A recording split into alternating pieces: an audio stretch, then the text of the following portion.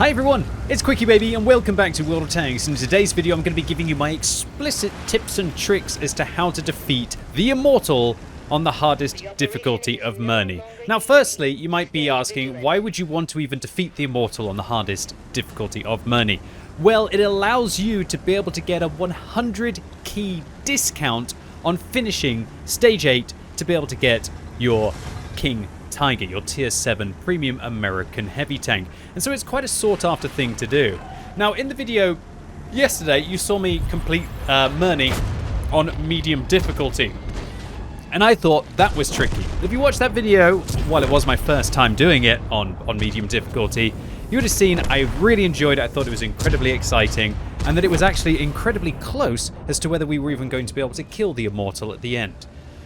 Now we are stepping up the difficulty all the way to, I guess, is it 3 shells or 3 candles? Hard mode, whatever you want to call it. The rewards are much better. If you finish towards the top of your team with regards to your Miriam deposited inside this game mode, you're actually going to make yourself some awesome amount of keys to be able to start to progress your unlock towards the Tiger 2.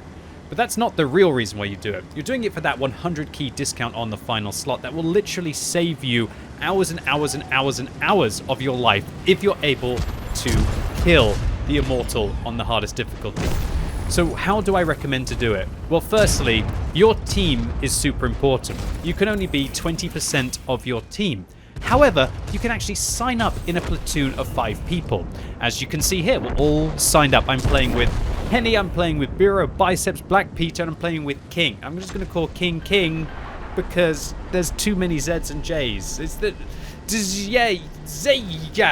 Yes, King is going to have a mighty performance today. Anyway, as we're going to be seeing later on in the video. And all of our goal is to be able to slay this beast, the Immortal. That I think it's very fetching, or fitting probably, that he's chasing you the entire time, and that after you've managed to vanquish all of his guards and catch enough of the Miriam, then you get a chance to actually fight the boss as well towards the latter part of the encounter, or the final stage of the encounter. So firstly, sign up in a platoon with your friends. We weren't on Discord with regards to using voice communication. We met through my stream. I managed to get people in from Twitch chat, and I was just randomly inviting people. So it's not like I've gone and tried to pick the best players here. I'm sure that all of the players that I'm playing with are good World of Tanks players, and they prove themselves in this game that they are. It's not like I tried to cherry pick only the best players to be able to do this. I'm sure that as long as you get together with 4 friends, and you're kind of like-minded and you want to try and progress and improve yourself, maybe you won't get it the first time, or if you do, congratulations to you. But you've got more chance if you're able to communicate and work together. You have to have synergy when you approach the camps, because on the hard difficulty, the mobs actually hit really hard. The Pershings, the Conways, and even the FV4005s, as we're going to be seeing later on, are absolutely deadly. And if you approach the camp as a single player, then that means that all of the camps are going to focus that individual and take them out. And if you get taken out in Mirny, it's an absolute disaster. Why? Because you lose all of your anomalies. You lose all of the buffs that you can see towards the bottom of the tab screen. I currently have Inspire, which increases my crew skill by 15%. That means that everything about my tank is 7.5% better. That's a real big buff. And look at the next one that we got. We got a ceramic core, so we've got 20% extra damage increased as well. This means that my vehicle is just getting much, much stronger. In fact, I'm firing 7.5% faster, and when I'm firing, I'm doing 20% more damage. My damage output is almost as if we've got an extra tank on our team just from having collect the anomalies. One of the most important things, as I mentioned, that you want to do is have synergy, to have maybe only one person on your team being a little bit of a leader, saying to where you're going on the map. And I think it's good then if the leader has a rough idea of how much Mirny you're going to get from each of the camps, and keeps tab on the counter that you see in the top left-hand corner to know exactly how much you're able to collect and how much you need before you have to deposit it at the Magnus. So having just one person calling that out and knowing the route around the map and marking it out by holding control and clicking on one of the locations on the map will really help your team.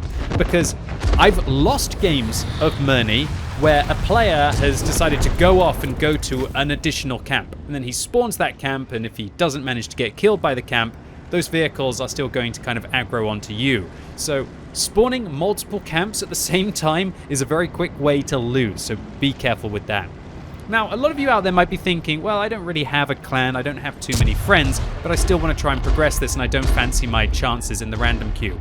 Well, I've actually made a dedicated room on my Discord server that I will put a link to in the description down below, where if you specifically want to try and do Mirny on hard and you want to take it seriously and try and meet up with 4 other players to do so, then I am going to put a link in the description where you can go to a dedicated room on my Discord and try and find some friends to be able to do it. And then, who knows, maybe you'll want to join up on a call, or maybe just typing is enough, or I'm not even sure if you could use the in-game communications, possibly. But use that room, or maybe even just use the comments down below to try and find some people to team up with so that everybody's got a goal, right? Everybody's going to try hard. Next, I want to talk about the tanks that you're going to pick. Sure, everybody could play the T-49. It's very fun, right? And I don't feel like the T-49 is, or called the Grenadier, by the way, is actually useless. I think at least one Grenadier on your team can be very useful, but only if everybody is working together.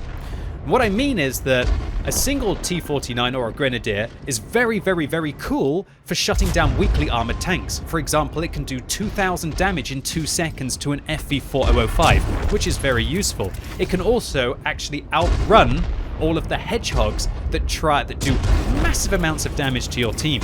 And also, the Grenadier can manage to spot in the final stage that we're going to be seeing later on in this video. And so if you have somebody who's a bit of a derp wizard, at least just one of them, you could pick a T-49. But look, you can't go wrong with the Malachite that I'm using. You can't also go wrong with the Legio Ferrata that we see Black Peter destroy and King playing in.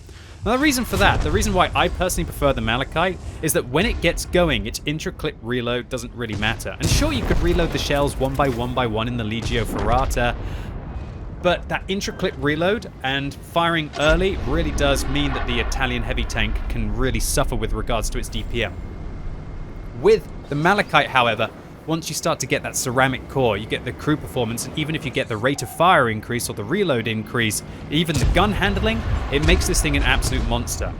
And it's more about also the mobility of this vehicle, as we're going to be seeing later on, that Immortal that's chasing us really is not very friendly at all.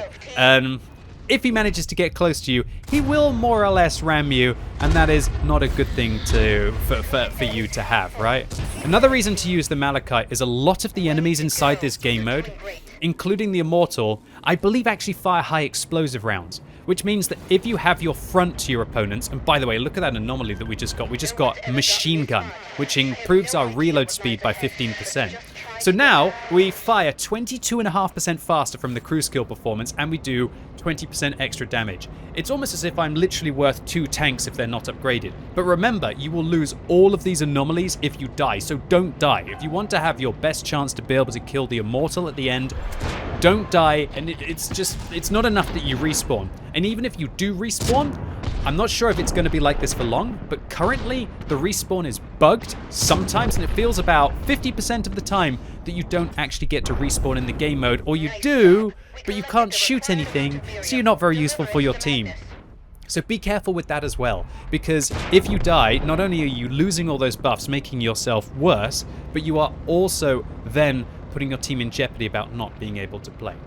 So once again, Malachite for me is an absolute beast. Those high explosive rounds that you do get hit by occasionally by a variety of tanks, and especially by the Immortal as he chases you around, will deal far less damage to something with a reasonable amount of armor like the Malachite without you losing still the damage capabilities. I thoroughly wouldn't recommend actually playing the AMX 1390 or the T49, or at most just take about one of them, or a couple of them, but I don't really feel like a full team of AMX 1390s, unless you're incredibly good, is going to have the longevity and the durability to be able to get through the hard mode, at least consistently. But of course, if you're incredible players, you could probably do it in a full platoon of the Grenadiers. Next, I want to talk about the Consumables. I personally use the energy shield for when I'm trying to play hard mode and I seriously want to take down the Immortal. And the reason for that is that you've got no need now to really do extra damage to the camps. everybody on your team, if you've got a good team, should be going into the final fight with 100% health, and it's not about trying to do the most damage. It's all about just trying to get yourself in a position to be able to handle the Immortal, and that's exactly what we've done. And so by taking that shield, I don't really need to deal the extra damage. I don't need to reload in a vehicle like this, and I can use that shield to hopefully be able to protect myself from the Immortal. So in this stage, yeah, it's about when the Doom music starts, right? I have to admit, Wargaming have done a fantastic job with the music that they have inside this game mode. So I'm not sure if that's the same on medium difficulty, but on hard difficulty at least, you can see that you have to get out the circle, so make sure you're away from your friends. Another thing I want to highlight is, did you see that I just took 700 damage from the Mortal? And we can see it's actually a high explosive round. We can also see that the Hunter Panthers on the enemy team are firing high explosive rounds as well. Here's a very important moment, and that is that you can't let the Hedgehogs kill your friends. Looks like the Malachite's managing to get a shot off, and there we go. I managed to get that extra one in to hopefully keep my friend alive. Focus those Hedgehogs at all cost. If you don't deal with the Hedgehogs, and also you can use the special shield that I have, that Immortality shield, to activate it and ram yourself into the Hedgehogs. It's one of the most important things that you can ever do. Next, I thoroughly recommend that everybody takes the emergency kit, which is actually one of the cheapest consumables. It only costs 3,000, and so you can use that to be able to heal all of your allies. But yeah, I want to highlight once again just how important thinking about the HE rounds are against the Immortal, because I've lost 705 and then 607 damage, all because he was able to shoot me in my rear armor and my side armor. However, if I keep my frontal armor towards him, and if I'm using the even more heavily armored tanks, I'm able to tank the player. In this kind of a situation, what you want to do is focus the bots, but if you think you can push the Immortal, you can actually get the bots to completely disappear. So watch this. We're actually going to push the Immortal, hopefully with this shot, and boom! Everybody goes back to full health, and also importantly, all the bots have gone. So if you've got a really good team, kill the first 2 waves of bots, and then focus the Immortal, because there are 3 waves of bots in total, I believe. So by focusing 2 waves of bots and then the Immortal, you only have 6 minutes or so to be able to handle it. However, if you know that you've got a lot of time, like we have here, with nearly 5 minutes left, then what I would recommend that you do is to be able to focus all of the bots and then to finish off the Immortal afterwards, and only push the Immortal's health after the bots have done. Be very careful about shooting the Immortal in this situation. Sure, if it's the only thing that you can shoot, you definitely should. But remember that every time you push the Immortal's health lower and lower and lower, you actually spawn more bots, and so you could get yourself overwhelmed in this scenario, so be careful about that. And you can see just how lovely and controlled and calm our team is. We're surrounding the Immortal, we're looking after each other with all of the heals, and I have to admit, this music is fantastic right now. I mean, if only I had kind of like a BFG, or I had some kind of like a chain gun, or I was playing like one of the latest Doom games, I think I'd be right in place right now. But I have to admit, Wargaming's done a fabulous job. But look, stay on target, Mr. QuickyBaby, and talk about what needs to get done. And this is where I'm wishing I was playing the Grenadier, because if I was playing the Grenadier, I could shut down that FE405. But as you can see, it's all about focusing the correct targets, and that is the Hedgehog. But oh dear, I actually missed one of those. Looks like our team is starting to lose some more of their hit points, but oh, great shot on the Alpha Hedgehog, blowing it up for 500. And so it's all about that focus. It doesn't matter what's alive, always focus the Hedgehogs. You've got to get them out quickly. Then after the Hedgehogs are down, focus again on the bots. I'm using my Vampire to be able to get a little bit of restoration there, although I think there are probably better consumables that you could take. But for me, spending 43,000 credits is a lot more than spending like 26,000 credits inside this game mode, right? So unfortunately, Black Peter actually got rammed there by the Immortal. And that's another one of my big tips, is don't play any of the heavies unless you've got the speed boost to be able to escape away from the Immortal. Luckily, everybody does have the speed boost, and so while Black Peter definitely failed here and got caught by the Immortal, that's probably the only way that you're going to possibly be able to die by the Immortal, is him ramming you. So be careful with that. You can see again I used my power shield there to get out of the way. I crashed myself into a container, and I was thinking, oh my god, am I choking this for my friends? But luckily I got my speed boost back, got away, and in this scenario I guess we could focus the Immortal and push him down 2,000, but I think it's safer to focus the bots. And look at that beautiful play. We've got 2 of our buds here behind the cover. They're shooting the Hedgehogs as they spawn. I was actually on stream calling out, Hedgehogs to the west, Hedgehogs to the north, focus them down now, you know? It felt like I was raid leading again in World of Warcraft. It was really cute.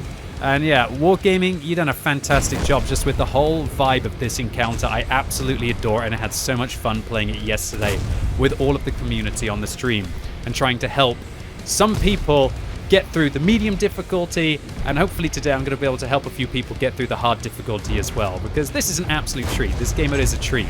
So I'm actually trying to use some of my special shells here. I don't really feel the special shells are all that special. I guess they're nice when you can just like whiff them in and do paltry amounts of damage, but really you want to hit them at the weak points of the Immortal. I feel like on this difficulty you've got to be a little bit more careful. But did you notice that we actually only did 41 damage even though we hit the weak point of the Immortal, suggesting to me that you should only fire them if you know that you're hitting a real flat surface? Just like that. And there we go.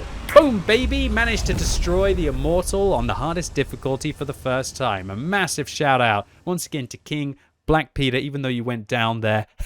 Henny, who I was calling Henry for a lot of the time. I apologize, Henny Jr. And also Bureau Biceps. So there you have it. If you follow all of these tips and tricks and try to find yourself some friends, if you're interested in the Discord link down below, then you can get yourself a meaty discount off the 8th stage, being able to decrypt it for only 30 keys compared to the 130 that I believe it is, without also having killed the Immortal on the hardest difficulty. In addition to something that probably not a lot of people will care about, you can get yourself a medal inside the service log and become the chosen one of World of Tanks. And so there you have it, ladies and gents, boys and girls. That was my first kill of the Immortal on the high difficulty setting. I really hope these tips and tricks were useful for you, and good luck in finding some friends and being able to take it down yourself. Anyway, hope you enjoyed the video today. If you did, give it a thumbs up. If you hated it, give it a thumbs down. And if you're watching this video as it goes live on Friday evening, I'm going to be streaming and playing Mirny and trying to help as many people as I can through the hard